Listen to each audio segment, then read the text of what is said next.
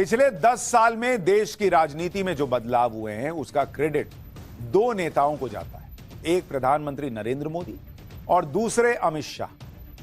विपक्ष इसीलिए बार बार मात खा जाता है क्योंकि ना तो उनके पास कोई नरेंद्र मोदी है, ना ही उनके पास कोई अमित शाह है। जैसे नरेंद्र मोदी कोई दूसरा नहीं हो सकता, वैसे ही अमित शाह भी वन एंड ओनली ही है। अमित शाह आज 60 साल के हो गए।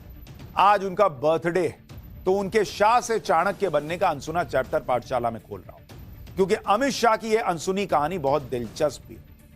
अमित शाह वो नेता हैं जो पिछले 40 सालों में बूथ वर्कर से देश के गृह मंत्री तक पहुंचे। भाई कई बार लोगों को लगता है अरे ऐसे ही बन गए गृह मंत्री। अथक परिश्रम है 40 साल का। भाई 25 साल से विधायक और सांसद हैं, 8 साल गुजरात सरकार में मंत्री रहे, 6 साल बीजेपी के राष्ट्रीय अध्यक्ष रहे और पार्टी को दुनिया की सबसे बड़ी पार्टी बना दिया। आप सोचिए ये इस लेवल पर अमित शाह ने काम किया है। आज पाठशाला में आपको बताऊंगा अमित शाह पहली बार नरेंद्र मोदी से कब मिले, कैसे उनके सबसे भरोसेमंद सहयोगी बन गए और देखते ही देखते पहले गुजरात और फिर देश की राजनीति में ये जोड़ी फेविकॉल के जोड़ से भी ज्यादा मजबूत कैसे हो गई। लेकिन पहले देखिए गुजरात से अपनी राजनीति की शुरुआत करने वाले अमित शाह कैसे संसद हो या बाहर अपने बयानों से विरोधियों के छक्के छुड़ाने से नहीं चूकते।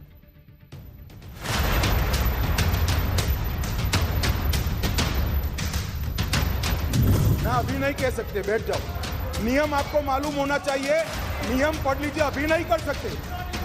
अरे भाई आपकी पार्टी ने आपका नंबर ही बोलने में नहीं रखा है, क्या खड़े हो कर बोलते हो? आप लीडर ऑपोजिशन हो ना, आप चर्चा शुरू करते हो ना, बोलने देते हैं आपको। अब मेरे भाषण में क्यों बोल रहे हो आप? आपको बोलने नहीं देते आपके पार्टी वाले। बैठ जाओ।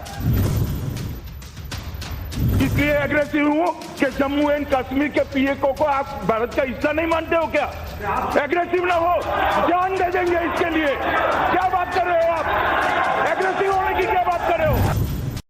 मेरा मनीष तिवारी जी सार्वजनिक करे, कहाँ मांगा था, किसके पास मांगा? अपनी पत्नी के पास मांगने से सेना नहीं आता है। इतने सीनियर सांसदों कर बीच में टोका टोकी करना ना आपकी उम्र के लिए अच्छा है, ना आपकी सीनियोरिटी के लिए अच्छा है। मैं बैठ जाता हूँ, आप भाषण करिए 10 मिनट।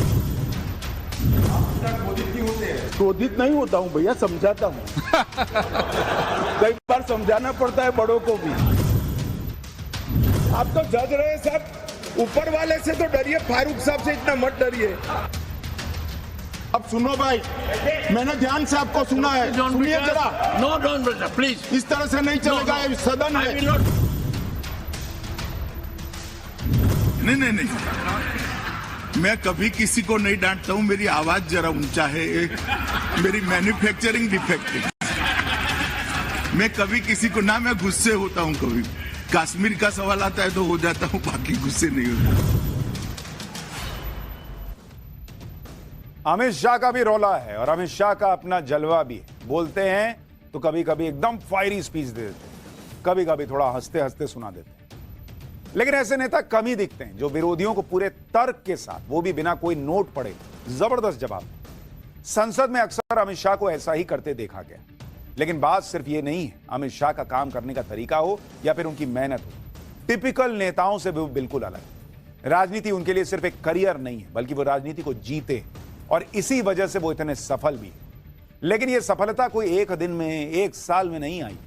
ये सफलता आई है उस मेहनत और संघर्ष से जो सालों साल अमित शाह ने की। आपको कुछ तस्वीरें दिखाता हूं।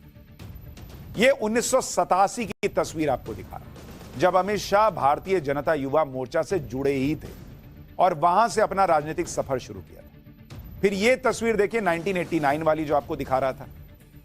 उसमें बीजेपी में अहमदाबाद शहर का सचिव उन्हें बनाया गया था। ये 87 वाली तस्वीर है।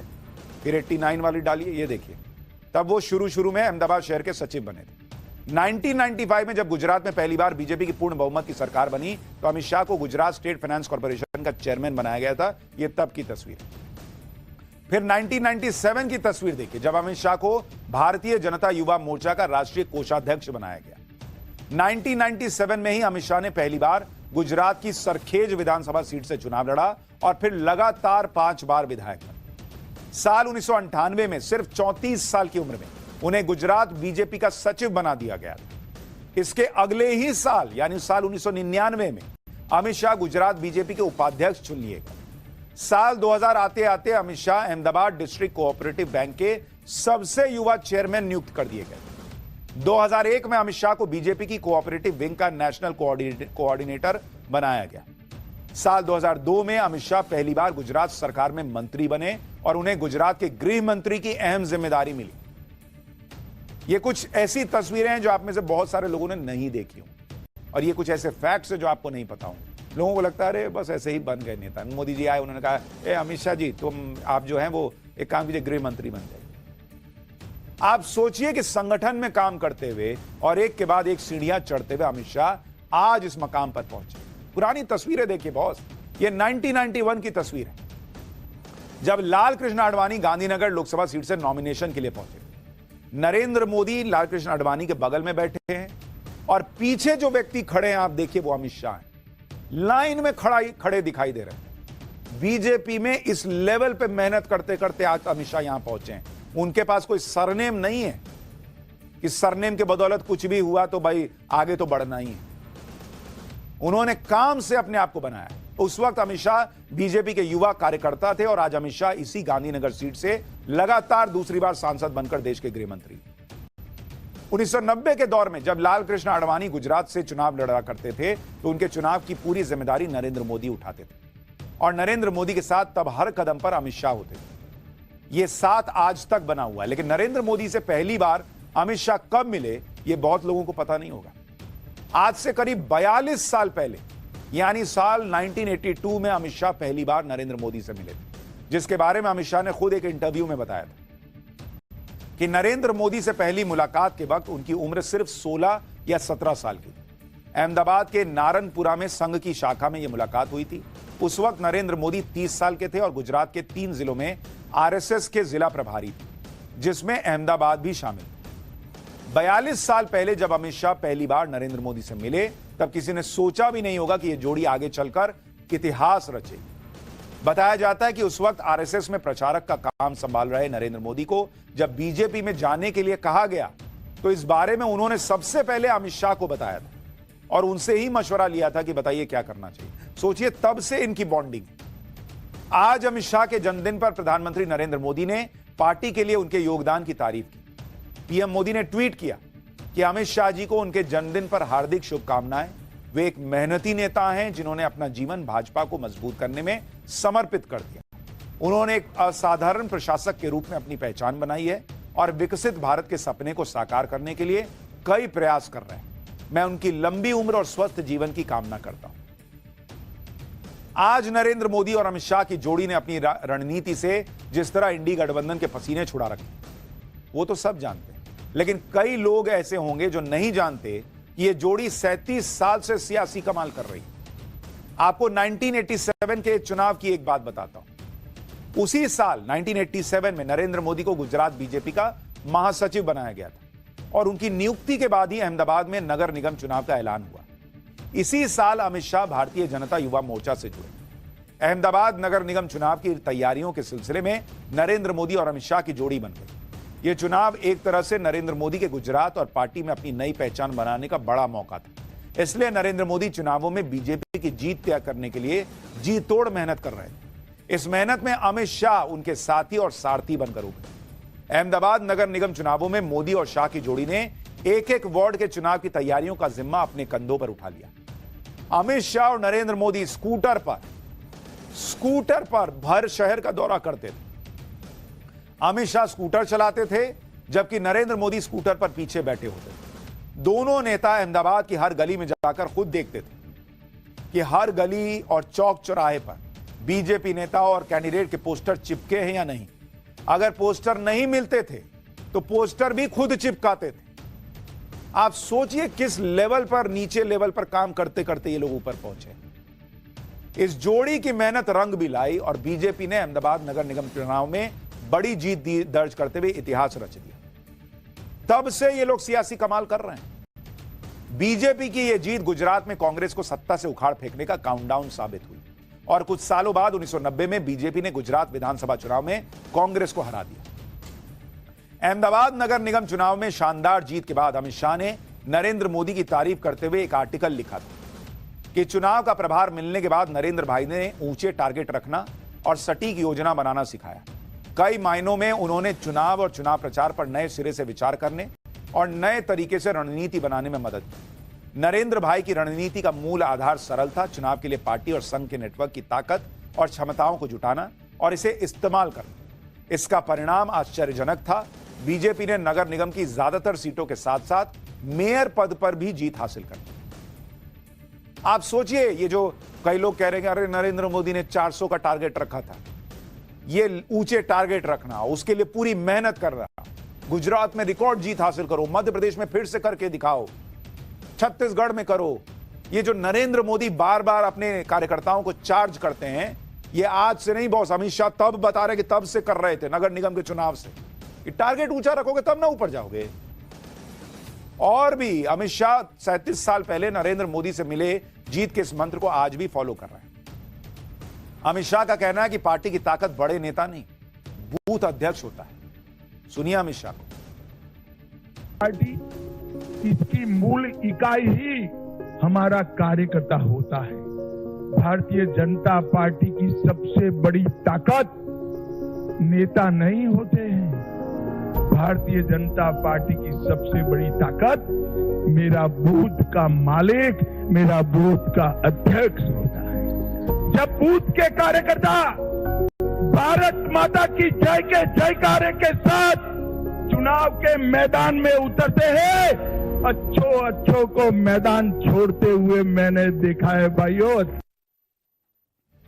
राजनीति में समय का पहिया कब कहां कैसे घूम जाता है कहना मुश्किल। ऐसा ही एक समय अमित शाह की जिंदगी में भी आया।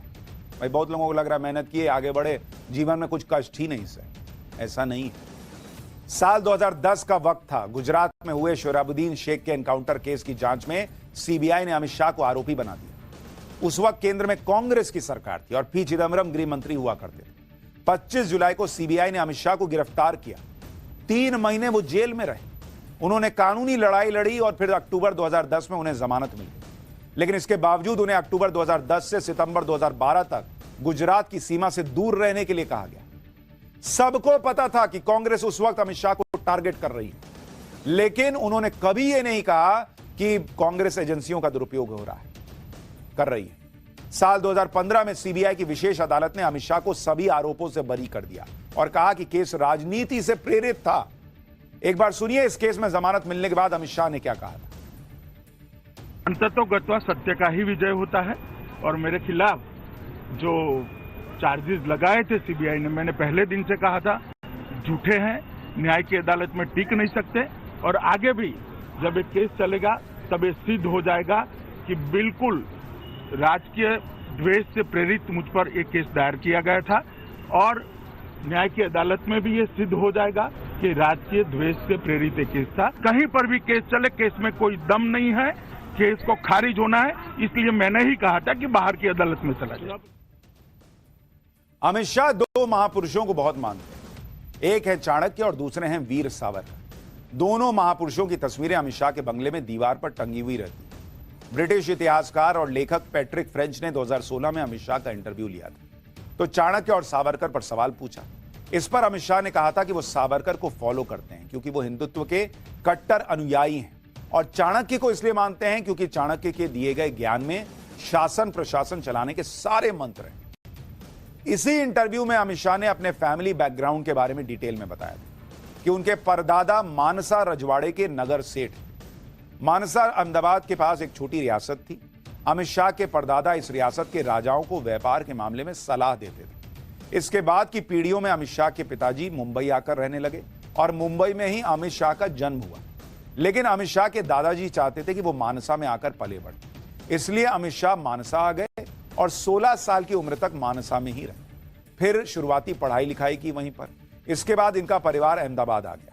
उस समय पिताजी इनके स्टॉक एक्सचेंज में शेयर ब्रोकर का काम करते थे और अमित शाह का कॉलेज में एडमिशन हो गया, जहां उन्होंने बायोकेमिस्ट्री की पढ़ाई की। लेकिन अमित शाह ने खुद बताया कि उनका मन औपचारिक शिक्षा में ज्यादा लगता नहीं था और उनका इतिहास के किस्से कहानियों में ज्यादा इंटरेस्ट रहता था।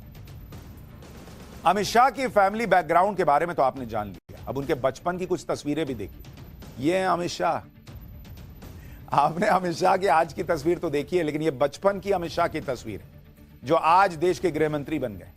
ये अमित शाह के स्कूल के दिन की तस्वीर आपको दिखा रहा हूं। अब इस तस्वीर को भी देखिए जो आपकी स्क्रीन पर आ रही है। ये अमित शाह की शादी की तस्वीर है। अमित शाह की शादी साल 1987 में महाराष्ट्र के कोल्हापुर की रहने वाली सोनल से हुई। सोनल जी के कोल्हापुर से होने की वजह से गृह मंत्री अमित शाह को महाराष्ट्र का दामाद भी कहा जाता है एक तरीके से। एक इंटरव्यू में अमित शाह के बारे में उनके एक पुराने दोस्त के हवाले से लिखा गया कि अमित शाह अपने पढ़ने लिखने को बहुत कम आंकते हैं, जबकि सच यह है कि अमित शाह आदि शंकराचार्य के दर्शन के जानकार हैं। हिंदू दर्शन के बारे में उनको ऐसी जानकारी है जो दूसरों को भी नहीं होगी। उनका दिमाग दूसरों से बहुत अलग तरीके से काम करता है। अमित शाह जब 18 साल के थे तब उन्होंने प्लास्टिक और पीवीसी पाइप का काम बिना पिताजी से पैसे लिए खुद शुरू कर दिया था। 1995 तक उन्होंने अलग अलग तरीके के बिजनेस किए। उन्होंने एक इंटरव्यू में बताया था कि अगर वो नेता नहीं बनते तो कोई ना कोई तो बिजनेस कर ही रहे हो। अमित शाह की कुछ और खासियतें जिनके बारे में बहुत कम लोगों को पता है वो भी आपको बताता हूं। पैट्रिक फ्रेंच को दिए इंटरव्यू में अमित शाह ने बताया था कि 1980 से हर दिन वो डायरी लिखते हैं। अमित शाह के बारे में कहा जाता है कि वो समय के पाबंद हैं, लेकिन कभी हाथ में घड़ी नहीं पहनते। बहुत कम लोगों को पता है कि अमित शाह को गुरुदत्त की फिल्में और साहिर की लिखी नज़में पसंद। कहा जाता है कि अपने कॉलेज के दिनों में अमित शाह एक गीत से इतना प्रभावित थे कि साहिर से मिलने की कोशिश में मुंबई तक पहुंच गए थे। खाने के उनके शौक के बारे में अहमदाबाद में उनके नारनपुरा के पड़ोसी बताते हैं कि एक बार तो गोलगप्पे वाले को बुलाकर पूरी कॉलोनी को गोलगप्पे खिला दिए थे अमित शाह ने। यह भी बताया जाता है कि अमित शाह जब बीजेपी अध्यक्ष नहीं बने थे उससे पहले दिल्ली में अक्सर सोनीपत रोड के सटे ढाबों में खाने के लिए भी चले जाते थे। तो खाने पीने का बहुत शौक भी रहा है उनको। लेकिन आज उनके जन्मदिन पर यह चैप्टर जब खोल रहा हूं, आपको ये बातें बता रहा हूं, तो आपको देखना चाहिए कि कोई व्यक्ति कैसे संघर्ष कर करके बिल्कुल नीचे से उठकर आज यहां तक पहुंचा है, बिना किसी पारिवारिक विरासत के, किसी राजनीतिक विरासत के, बिना किसी सरनेम वाली पॉलिटिक्स के। यह है बीजेपी में काम करने का तरीका। और इसीलिए जब सवाल उठते हैं ना कि भाई राहुल गांधी क्यों नहीं कर पाते, उनके पास यह अनुभव नहीं है। उनकी भी गलती नहीं है कि वो गांधी परिवार में पैदा हो, लेकिन उनके पास यह अनुभव नहीं है जो अमित शाह, नरेंद्र मोदी के पास है। अब आप ये तस्वीर देखिए, ये लोग 40 साल से जमीन पर काम कर रहे हैं। राहुल गांधी इस उम्र में जाकर 50 साल के हो जाने के बाद वो निकलते हैं जमीन पर ढूंढने कि कहां है इंडिया में, जरा देखूं, भारत जोड़ देता हूं मैं। उनका मूड करता है वो भारत जोड़ने निकल जाते। ये लोग वो लोग हैं जो राहुल गांधी की जितनी उम्र है उससे आधे से ज्यादा उम्र तो ये लोग जमीन पे घिस दिए काम करते करते। इतनी रगड़ाई, इतनी घिसाई के बाद जब कोई ऐसा नेता बनता है तो उसको समझ में आता है कि कार्यकर्ता क्या चाहता है। उसको समझ में आता है कि सेंटिमेंट जमीन पर क्या है। उसको समझ में आता है कि पार्टी को कैसे साथ लेके चलना है, कैसे बूथ मैनेजमेंट करना है, कैसे कार्यकर्ता मैनेजमेंट करना है, कैसे संघ का अनुशासन साथ में लेके चलना है। इसलिए मोदी शाह की जोड़ी कोई रातों रात नहीं बनी है बॉस। ये लोग रातों रात नहीं बने, इन्होंने अपना जीवन खपाया है। और इसलिए जो लोग कहते हैं ना कि बीजेपी को क्या आता है, दिन रात उनको चुनाव दिखता है, वो एक मशीन की तरह काम करते हैं। वो इसलिए करते हैं बॉस क्योंकि उन्होंने देश के लिए अपना लक्ष्य सेट किया है। उनके लिए वो जरूरी है। उन्होंने 40 साल, 45 साल, 50 साल जीवन के दिए हैं देश को वहां पहुंचाने के लिए। ये थोड़े ही कि एक चुनाव हुआ उसके बाद छुट्टी मनाने विदेश चले गए। ये फर्क है।